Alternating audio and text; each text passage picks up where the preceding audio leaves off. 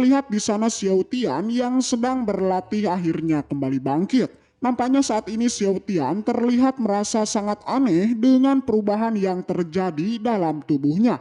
Yang dimana secara mengejutkan nyatanya pelatihan yang dijalaninya itu terlalu mudah. Hal itu jelas berbalik dengan perkataan dari murid senior yang mengatakan bahwa pelatihan kali ini jelas sangatlah sulit.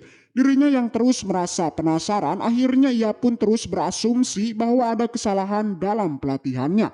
Tak mau terus menduga-duga, akhirnya Xiao Tian bangkit dan berniat untuk menanyakan masalah pelatihan pada seniornya. Di perjalanan Xiao Tian kemudian bertemu dengan sosok Tetua Gu. Ia pun di sana lantas menyapanya dan juga memberi hormat. Saat yang sama di sana Tetua Gu juga menanyakan mengenai progres pelatihan dari Xiao Tian.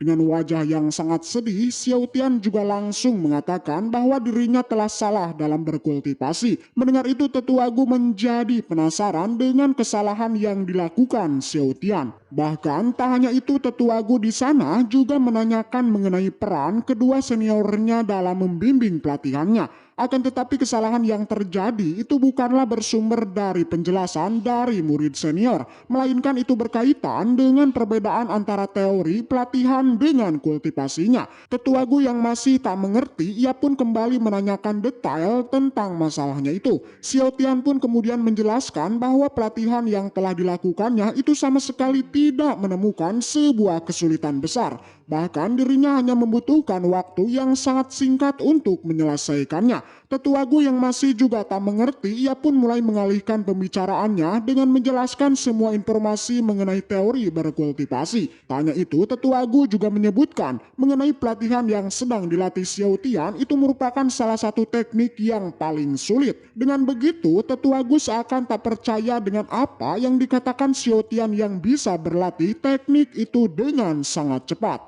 Ia pun di sana mulai terus memberikan sebuah petua akan pelatihan dari Xiao Tian. Mendengar itu, Xiao Tian akhirnya mengerti dan setuju dengan penjelasan Tetua Gu itu. Setelah itu, Tetua Gu di sana kemudian menuduh bahwa Xiao Tian saat ini itu telah berbohong atas kultivasinya.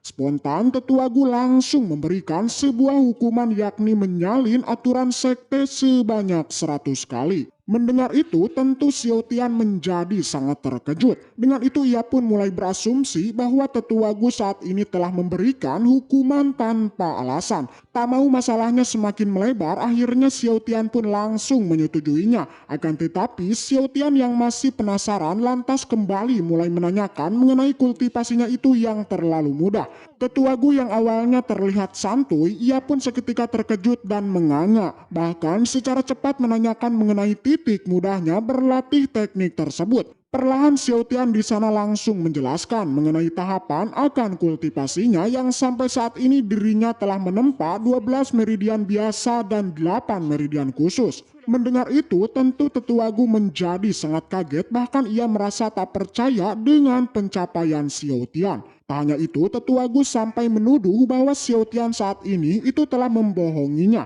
Merasa dirinya dipermainkan, jelas Tetua Gu menjadi sangat kesal hingga dirinya terus memarahinya. Membuat akhirnya Tetua Gu berniat untuk mengurung Xiao Tian selama 1 bulan lamanya. Tanya itu bahkan ia sampai mengancam untuk melaporkan kejadian ini kepada ketua sektenya itu. Xiao Tian yang mendengarnya lantas ia pun mencoba untuk menjelaskannya.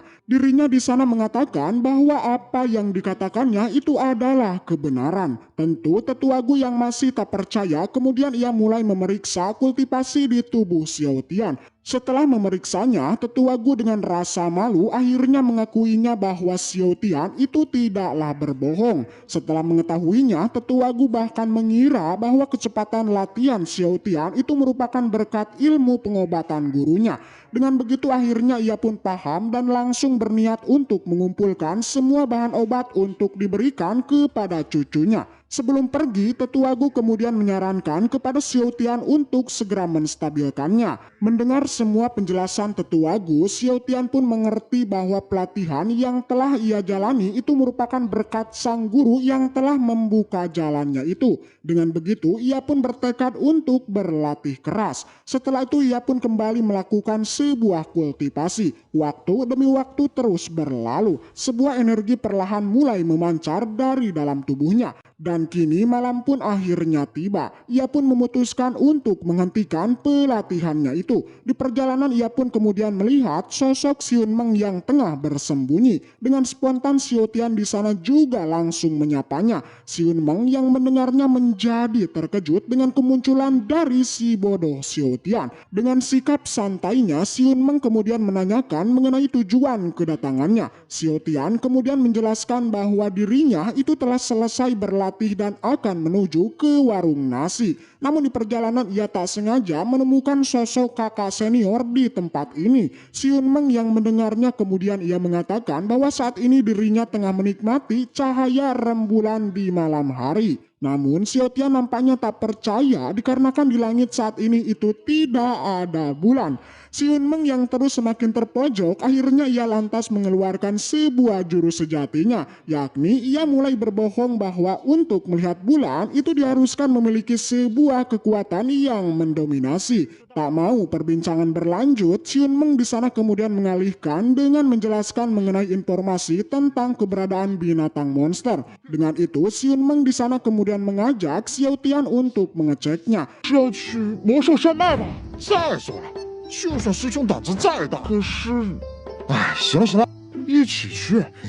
好啊。 Perlahan mereka pun mulai memasukinya. Setengah jalan akhirnya mulai mereka tempuh. Xiao Tian yang merasa khawatir, ia pun kemudian menanyakan mengenai letak pegunungan para monster. Yang dimana Xiun Meng menjelaskan bahwa letak posisinya itu tak jauh dari arah mereka. Tak lama di sana kemudian terdengar suara perut yang berteriak. Xiun Meng yang mendengarnya kemudian berencana untuk mengajak Xiao Tian dalam mencari makan. Ternyata mereka saat ini menuju ke sebuah sungai untuk mencari ikan. Tak lama dua ikan koi akhirnya tertangkap. Tak banyak basa-basi mereka pun mulai membakarnya dengan energi dauki. Dan tanpa diduga ternyata saat ini di sana itu telah hadir sekelompok pasukan yang tengah mengintip. Mereka adalah kelompok para bandit yang selalu mengincar sosok Xiao Tian.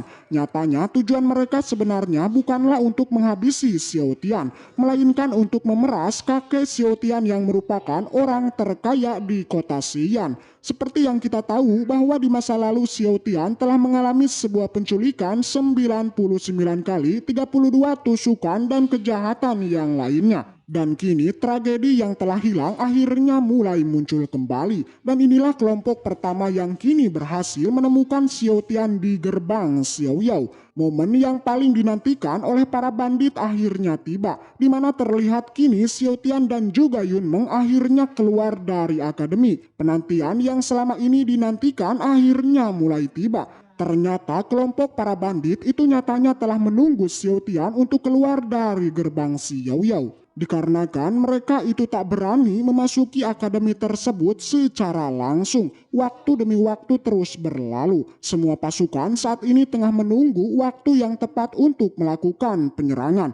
Tak lama waktu pun sudah mulai pagi, suara ayam juga mulai terdengar. Namun kesempatan untuk menyerang masihlah belum tiba. Dengan itu mereka di sana masih harus terus bersabar untuk melakukan penyerangan. Di sisi lain Yun Meng dan Xiao Tian terlihat tengah asik makan bersama. Ikan bakar yang telah dimasak oleh energi dauki nyatanya itu jauh lebih enak jika dibandingkan dengan api biasa. Hal itu didasari Xiao Tian juga merasakan rasa dari dagingnya yang sangat mantap. Di sela-sela makan mereka tak disangka serangan pun akhirnya datang. Puluhan bahkan ratusan anak panah mulai menuju pada mereka. Yun Meng yang melihatnya juga menjadi terkejut dan langsung menolong Xiao Tian. Akan tetapi dikarenakan jumlah serangan yang sangat banyak membuat ia pun tak bisa menolong Xiao Tian. Pada akhirnya Xiao Tian akhirnya terkena serangan juga. Membuat kini ia pun langsung terjatuh pingsan. Yun Meng yang melihatnya menjadi mulai khawatir. Bahkan setelah melihat darah di tubuh Xiao Tian, ia pun menjadi sangat marah dan langsung mengeluarkan energi daukinya. Sontak dengan itu, salah satu dari bandit itu pun akhirnya meregang nyawa. Satu pukulan, satu nyawa itulah tagline yang dilekatkan pada sosok dari si Yun Meng. Kemarahan yang telah memuncak membuat kekuatan yang ada pada dirinya itu tak bisa dikendalikan. Ketua para bandit yang melihatnya juga mulai waspada akan sosok Si Yunmeng. Namun meskipun begitu ia tak menyerah dan langsung memerintahkan semua anak buahnya untuk menyerangnya. Si Yunmeng yang melihatnya pun menjadi sangat kesal dan jelas tak membiarkan adik juniornya diculik. Dengan itu ia pun bertekad sampai titik darah penghabisan dirinya akan melakukan pertarungan sampai akhir hayat. Serangan demi serangan terus terjadi. Benturan kedua energi Dauki membuat area di sekitar menjadi bergetar. Tak hanya itu, bahkan Si Yunmeng kini berhasil menghabisi salah satu dari mereka yang hendak mendekati pada adik junior. Melihat itu tentu membuat pasukan bandit mulai bergeming dan menjadi ketakutan. Situasi yang terjadi membuat salah satu dari mereka akhirnya mengatakan bahwa Si Yunmeng itu jelas sangatlah kuat dan sulit untuk dikalahkan. Mendengar itu ketua para bandit tak menghiraukannya dan malah langsung menyuruh anak buahnya untuk kembali menyerangnya. Mereka pun di sana mulai menyusun rencana dan langsung melakukan sebuah penyerangan.